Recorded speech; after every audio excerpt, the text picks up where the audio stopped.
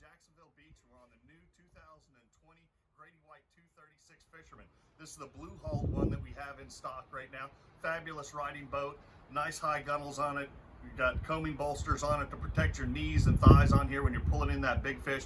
The 236 Fisherman isn't just a great fishing boat, but it's also a good family boat if you're just going out for a day of cruising around, maybe pulling tubers or something like that. You've got back in the back, if you're not fishing and you want to pull a skier, look at the retractable ski pilot back in the back. But next to it, you've got a nice big live well right next to it. You've got a fish box. If you need more fishing room in the back of the boat, watch how easy and quick this back seat goes away. Pulls away super quick. You're going to see Grady-White quality as soon as you step on board the 236 by the size of the fiberglass door. 2 inches thick of fiberglass, hinges on there that look like they come off of a battleship. That's what you see everywhere on Grady-White. It's overbuilt. It's built tougher than our competitors are. Leaning post right here. Another live well underneath the seat on the leaning post.